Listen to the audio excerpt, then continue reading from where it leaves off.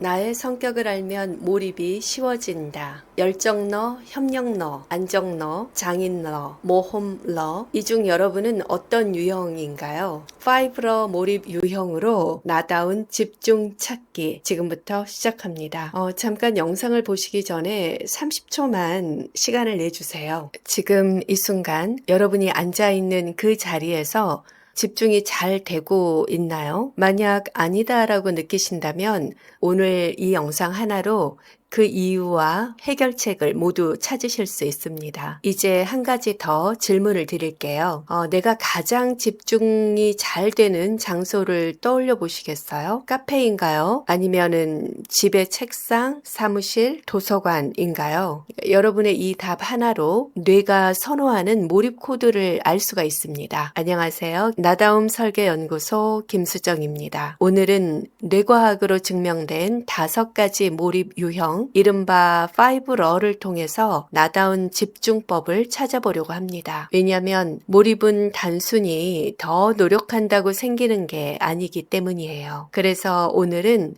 몰입이 안 되는 진짜 이유와 뇌과학 과 성격 심리학으로 풀어보려고 합니다. 그러니까 여기서 중요한 건 몰입은 어떤 의지나 노력으로 또 억지로 만드는 게 아니라는 점입니다. 그러니까 몰입은 내가 어떤 사람인지를 이해하고 그에 맞는 환경을 만들어야 진짜 몰입이 이루어집니다. 오늘 영상 끝까지 보시면 그동안 집중이 안 됐던 이유와 나만의 집중법을 동시에 발견하게 되실 겁니다. 혹시 이런 경험 있으신가요? 그러니까 카페에서는 집중이 잘 됐는데 집에서는 딴짓만 하게 되는 경험, 또 도서관에서는 몇 시간도 거뜬하게 집중을 했는데 회사에서는 30분도 힘든 그런 경험, 또 목표를 세웠는데 얼마 가지 않아서 흐트러지는 그러한 경험들 말이죠. 이런 자신을 보며 내가 게으른가? 난 왜 집중이 이렇게 잘 안 되지? 의지력 부족인가? 이런 식으로 자책하셨던 적이 있다면 오늘 영상이 그 답을 드릴 겁니다. 몰입이 안 된다고 자책하지 마세요. 자책할 대상이 아니라는 것을 오늘 알게 되실 겁니다. 그러니까 최근 조사에 따르면 전 세계 직장인의 67%가 집중력 부족을 가장 큰 스트레스로 꼽았습니다. 사실 해야 할 일은 산더미인데 집중이 안 되고 시간만 흘러가면 일만 쌓이고 스트레스는 누적되는 그 경험들 아마 모두 하셨을 겁니다. 그런데 우리가 오늘 알아야 되는 것은 집중이 안 되는 이유가 노력이 부족해서가 아니라 내게 맞지 않은 방식을 억지로 따라했기 때문이라는 점입니다. 몰입은 더 세게 밀어붙이는 게 아니라 내 뇌가 좋아하는 방식을 찾아주는 겁니다. 자, 그럼 어떻게 찾는지 오늘 이 영상을 통해서 함께 알아가 보도록 하겠습니다. 그러니까 먼저 몰입 방식을 이해하는 게 중요한데요. 그러려면 뇌 화학 시스템을 알아야 합니다. 그러니까 우리의 뇌는 몰입할 때 4가지 주요 신경 전달 물질을 사용하는데요. 첫 번째가 유명한 도파민입니다. 그러니까 목표와 보상이 보이면 집중력이 폭발하죠. 두 번째는 세로토닌인데 안정된 환경에서 꾸준히 몰입할 때 분비됩니다. 세 번째는 노에프네프린으로 디테일이나 정교함에 예민하게 반응합니다. 마지막으로 가바는 차분한 평온으로 깊은 몰입 상태를 유지해 줍니다. 그러니까 이러한 신경 전달 물질의 차이가 곧 몰입의 스타일 차이로 이어집니다. 그러니까 심리학에서는 이를 빅5 성격 모델로 설명하는데요. 그러니까 빅5는 얼마나 개방적인지, 얼마나 성실한지, 얼마나 외향적인지 이러한 기준으로 개방성, 성실성, 외향성, 친화성, 신경성이라는 5가지 성격 차원으로 인간의 성격을 분석하는 과학적 모델입니다. 그러니까 MBTI보다 훨씬 더 과학적으로 증명된 그런 인간의 성격을 유형화하는 모델이니 많은 분들이 알고 계시겠지만 혹시 모르시면 이번 기회에 알아두시면 도움이 되실 겁니다. 그러니까 이 빅5 성격 요인과 뇌 화학 반응을 결합해서 만든 것이 바로 오늘 소개할 5러 몰입 유형입니다. 그러니까 복잡한 심리학 용어를 대신해서 훨씬 와닿게 5개 제가 만들었는데요. 열정러, 협력러, 안정러, 장인러, 모험러 이렇게 5가지 캐릭터로 쉽게 풀어보았습니다. 엔잡러라고 들어보셨을 텐데 이제 그러한 러를 붙여서 만들어 봤는데 이 네이밍만 보고도 여러분이 나는 어떤 러인 것 같다라고 좀 와닿으신지 궁금합니다. 여튼 이 각 유형은 고유한 뇌 특성과 몰입 신호를 갖고 있어서 이를 이해하면 나만의 최적 집중법을 찾을 수 있습니다. 자, 그럼 지금부터 5가지 몰입 유형을 하나씩 살펴보겠습니다. 그러니까 각 유형을 들으시면서 이게 나랑 가깝다. 이건 완전 난데? 라는 느낌이 드는 부분을 주의 깊게 들여보십시오. 첫 번째는 열정러입니다. 그러니까 열정러의 뇌 특성은 도파민 보상 회로가 강화되는 특징이 있습니다. 그러니까 몰입 신호는 명확한데요. 목표가 보이면 심장이 뜁니다. 한 줄로 정의하면 목표 앞에서는 멈출 수 없는 뜨거운 마음을 가진 분입니다. 열정러 분들은 목표만 있으면 밤새워도 괜찮다라고 생각하고 계실 건데요. 그러니까 데드라인이 가까울수록 집중력이 올라가고 이건 꼭 해내야지 라는 도전이 동력이 됩니다. 그래서 이러한 열정 가득한 열정러의 최적의 환경은 체크리스트, 목표를 적을 수 있는 화이트보드나 칠판, 명확한 마감일이 있는 그런 공간에서 훨씬 에너지를 집중할 수가 있습니다. 그러니까 요즘에 그냥 핸드폰에다가 스케줄링하고 할 일 적고 그런데 그거보다 내가 있는 공간에 조금 크게 나의 목표와 데드라인을 정확하게 적어 놓는 것이 이분들에게는 동기부여가 강하게 됩니다. 그리고 이제 열정이 많은 기질이 있기 때문에 좀 주의할 점은 목표를 한꺼번에 너무 많이 잡으면 쉽게 지칠 수 있습니다. 팁을 하나 드리면 목표를 달성했을 때는 반드시 작은 축하 의식을 만들어 보면 에너지가 차오르고 다음 목표를 향해서 새롭게 에너지를 몰입할 수 있게 되실 겁니다. 두 번째는 협력러. 그러니까 혼자보다 함께가 더 강한 여러분입니다. 그러니까 협력러의 뇌 특성은 세로토닌과 도파민이 시너지를 내는 형태인데요. 그러니까 몰입 신호는 그러니까 여러분이 대화에 참여했거나 브레인스토밍에서 도파민이 약간 분출하고 또 세로토닌, 행복한 그런 느낌을 받는다라면 함께 할 때 더 빛나는 협력러이십니다. 그러니까 혼자보다 누군가와 함께 브레인스토밍 할 때 더 아이디어가 샘솟는 특징을 갖습니다. 이런 분들은 회의실, 카페, 팀 작업을 할 때 에너지가 살아나죠. 그렇기 때문에 최적의 환경은 스터디 그룹, 또 팀의 목표가 확실할 때, 또 혼자 하기보다는 누군가와 함께 작업할 수 있는 공간에서 더 몰입할 수 있습니다. 그래서 혼자 있으면 좀 집중력이 떨어지는 경향이 있기 때문에 이런 경우에 팁을 드리면 스터디 룸이나 카페처럼 다른 사람의 존재감을 느낄 수 있는 공간을 적극 활용해 보시면 좋습니다. 또 혼자 집에 있어야 할 때는 줌 스터디 룸에 참여하거나 집중 앱을 통해서 다른 사람과 함께 공부하는 느낌을 만들어 보시면 좋습니다. 자, 여기까지 들으시고 여러분은 어떤 유형이 더 와닿으셨나요? 열정러의 목표 중심 에너지인가요? 아니면 협력러의 함께하는 시너지인가요? 세 번째는 안정러입니다. 안정러의 뇌 특성은 가바, 억제 시스템이 활성화된 형태인데요. 그러니까 몰입 신호를 보면 루틴이 유지되고 있을 때 몰입에 쉽게 진입을 하고요. 한 줄로 정의하면 고요한 물처럼 꾸준한 분입니다. 그래서 안정러는 매일 같은 자리, 같은 시간에 잘 몰입합니다. 그래서 예측 가능한 환경에서 지속적인 집중력을 발휘하는 유형입니다. 그러니 이런 분들은 고정된 책상, 방해받지 않는 조용한 공간이 제일 필요한 유형이라고 할 수 있습니다. 하지만 주의할 점이 있습니다. 워낙 안정적인 걸 좋아하시다 보니 변화에 대한 저항이 다른 유형보다 제일 큽니다. 그래서 갑작스러운 환경 변화나 또 예기치 못한 일정이 발생을 했을 때 다른 사람보다 크게 흔들리는 성향이 있습니다. 근데 현대사회 우리의 일상은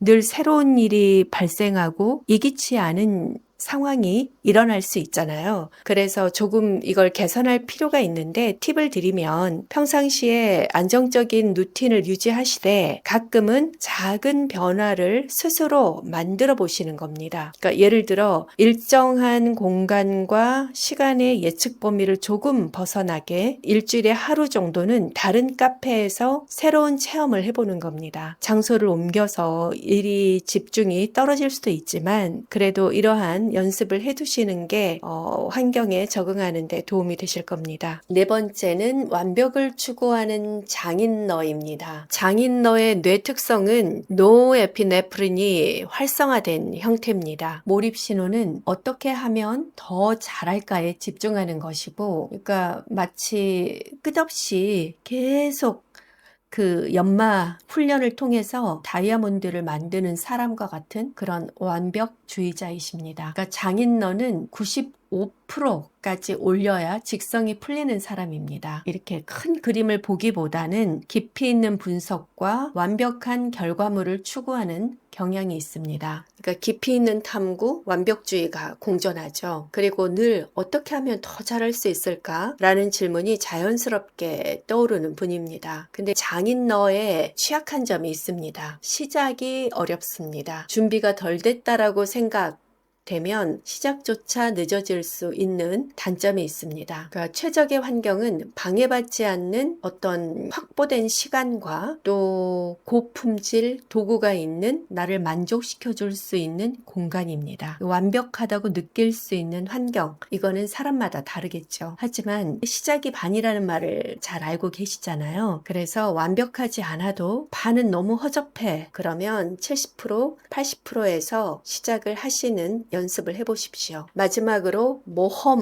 모험러입니다. 탐험을 좋아하는 자유로운 영혼, 모험러. 이 모험러의 뇌 특징은 도파민 탐색 시스템이 우세한 형태인데요. 몰입 신호는 새로운 거, 자유, 자극에서 에너지가 폭발하는 것이고, 한 줄로 정의하면 미지의 세계를 향해 날아가는 자유로운 영혼입니다. 그러니까 모험러는 재미있는 게 없나를 늘 찾습니다. 그리고 매번 같은 일, 같은 공간은 금세 지루합니다. 그러니까 새로운 도전과 창의적 자유에서 에너지를 충전합니다. 최적의 환경은 장소를 자유롭게 이동할 수 있고 창의적 실험이 가능한 공간이 필요합니다. 근데 좀 주의할 점은 늘 새로운 것을 찾기 때문에 새로운 환경에는 빠르게 적용하고 뛰어들지만 이게 새롭지 않다라고 느끼면 흥미를 금세 잃고 다른 곳으로 넘어가는 경우가 많습니다. 그래서 이런 분들은 완료 목표를 좀 작게 쪼개서 매번 성취감을 느끼도록 하는 게 좋고, 업무도 너무 장기 프로젝트를 하는 업무보다는 단기 프로젝트, 목표가 확실하면서 늘 새로운 주제로 바뀔 수 있는 그러한 업무를 찾으시면 본인의 적성에 맞게 즐겁게 하실 수 있습니다. 그리고 그게 이미 아니시라면 큰 프로젝트, 장기 프로젝트를 하더라도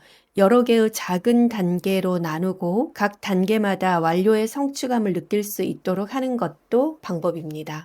그런데 아마 대부분 딱 한 가지 유형에만 동의하진 않으셨을 것 같아요. 그러니까 실제로 70% 이상이 혼합형입니다. 그러니까 예를 들어 열정러 플러스 협력러라면 개인의 목표는 확실하지만 팀과 함께할 때 더 큰 성과를 내는 식이죠. 또는 안정러 플러스 장인러라면 일정한 루틴 속에서 완벽한 결과물을 추구하는 스타일인 거예요. 근데 이러한 혼합형은 결코 혼란스러운 게 아닙니다. 그러니까 오히려 상황에 따라서 몰입 방식을 스위치처럼 바꿀 수 있는 유연함이자 강점입니다. 주가 되는 유형, 즉 내가 생각을 해보니 주로 대부분 이러지만 이럴 때도 있어. 대부분 사람들이 이렇잖아요. 그래서 주로 차지하는 그 유형을 기본 환경으로 설계하십시오.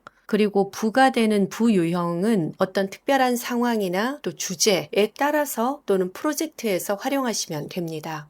그러니까 예를 들어 열정러가 주 유형이고 협력러가 부유형이면 평상시에는 개인의 목표를 중심으로 집중하되 큰 프로젝트나 아이디어 회의가 필요할 때는 팀원들과 브레인스토밍을 하며 에너지가 오히려 그때는 더 끌어올릴 수 있죠. 하지만 내 일의 중심 축은 가장 나의 열정을 들여다보면서 내가 언제 몰입하는가를 들여다보면서 거기에 맞는 것을 중심으로 설계를 하시면 됩니다. 자, 이제 한번 직접 여러분의 몰입 유형을 찾아볼 텐데요. 지금부터 3단계로 나만의 몰입 유형을 찾아보도록 하겠습니다. 먼저 몰입 경험을 기록해 보는 건데요. 지난 한 달 동안 집중이 잘 됐던 순간 3가지를 떠올려 보십시오. 언제였나요? 어디서였나요? 무엇을 하고 있었나요? 또 어떤 기분이었나요? 잠시 생각을 하고 그것을 메모장에 또는 노트에 사실은 보이는 종이 필기구가 있으면 더 좋습니다. 한번 생각해 보시고 적어 보십시오. 그리고 두 번째로 그 경험들 속에서 공통점이 있나 한번 살펴보십시오. 시간대가 비슷했는지, 어떤 환경적 특징이 있었는지, 또 혼자였는지, 함께였는지, 또 명확한 목표가 있었는지, 아니면 자유로운 탐색이었는지, 그러니까 이러한 패턴이 바로 여러분의 몰입 DNA를 찾는 과정입니다. 3단계로 이제 과학적으로 몰입 환경을 분석해 보겠습니다. 너무나 유명한 심리학자 미하이 칙센트미하이의 몰입 연구에 따르면 몰입은 특정한 환경 조건에서 발생합니다. 여러분이 좀 전에 떠올린 그런 집중의 경험들이 있잖아요. 그것들을 4가지 요소로 분석을 해보겠습니다. 첫 번째는 물리적 환경입니다. 몰입이 이루어졌던 그 장소가 조용했나요? 아니면 약간의 배경음이 있었나요? 밝았나요? 어두웠나요? 그리고 넓었나요? 아늑했나요? 이런 것이 감각이 아니라 객관적인 조건입니다. 두 번째는 사회적 환경입니다. 그때 몰입이 잘 이루어졌다라고 떠올렸던 그 순간에 여러분은 혼자인가요? 아니면 다른 사람과 함께였나요? 만약 함께였다면 그들과 상호작용이 있었나요? 아니면 함께 있었지만 각자 일은 했나요? 이런 사회적 환경 중에 내가 몰입했던 것을 체크하시고, 세 번째는 과제의 난이도입니다. 그러니까 그 일이 너무 쉬웠나요? 적당히 도전적이었나요? 아니면 너무 어려웠나요? 일반적으로는 개인의 능력 대비 70에서 80% 수준에서 몰입이 가장 많이 일어난다고 합니다. 여러분은 어떠신가요?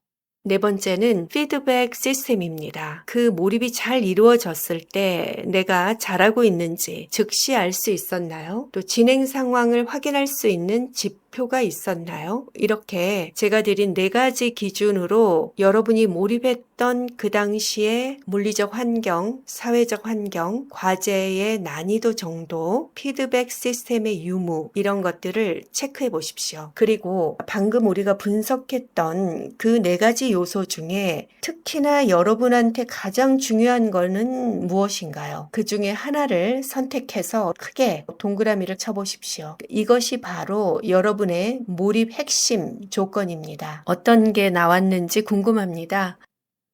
자, 이제 오늘 발견한 몰입 유형이 바로 NEED 프레임워크 첫 번째 단계인 need scan, 욕구 분석입니다. 그러니까 이제 몰입이 안 되는 이유를 자신 탓으로 돌리지 마시고 나만의 몰입 루틴을 만들 수 있게 됐습니다. 나는 이런 상황에서 또 이러한 목표가 있을 때, 피드백이 어떠할 때, 난이도는 어떠할 때, 이런 식으로 여러분이 어떤 환경에서 몰입이 잘 되는가를 아셨습니다. 그러면 나다운 몰입 루틴을 만들 수 있게 되는 겁니다. 그러니까 핵심은 다시 정리하면 이겁니다. 그러니까 몰입은 어떤 환경이나 또 안 되는 무엇과 맞서 싸우는 게 아니라 나에게 맞는, 나의 성향과 성격에 맞는 환경을 만들어주는 것이라는 것이 핵심입니다. 열정러라면 명확한 목표를, 협력러라면 함께할 동료를, 안정러라면 일정한 루틴을, 장인러라면 깊이 파고들 시간을, 또 모험러라면 새로운 자극을 의도적으로 만들어주면 효과적입니다. 그리고 작은 이런 몰입의 습관이 모여서 큰 변화를 만들어낼 수 있습니다. 그러니까 당장 여러분의 유형에 맞는 환경을 하나씩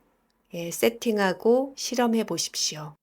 오늘 발견한 여러분의 몰입 유형이 내일부터 여러분의 하루를 바꿀 겁니다. 그러니까 더 이상 집중이 안 된다고 자책하지 마시고 그동안은 여러분다운 방식을 찾지 못했을 뿐입니다. 다음 편에서는 NED 프레임워크 두 번째 단계인 Eliminate Noise를 다룹니다. 잡음을 제거하는 구체적인 방법을 알려드리겠습니다. 지금 당장 할 수 있는 세 가지를 제안하면 첫 번째 댓글로 여러분의 유형과 오늘의 깨달음을 한 줄로 남겨주시고요. 두 번째, 영상 하단 설명란에 들어가시면 거기에서 나만의 몰입 환경 체크리스트 링크를 걸어두겠습니다. 그걸 활용하셔서 여러분의 환경을 점검하고 개선할 수 있는 구체적 도구로 활용해 보시기 바랍니다. 그리고 세 번째로 알람을 설정하시고 앞으로 계속될 NED 프레임워크로 나다운 삶을 설계하는 길에 동참해 주시기 바랍니다. 감사합니다.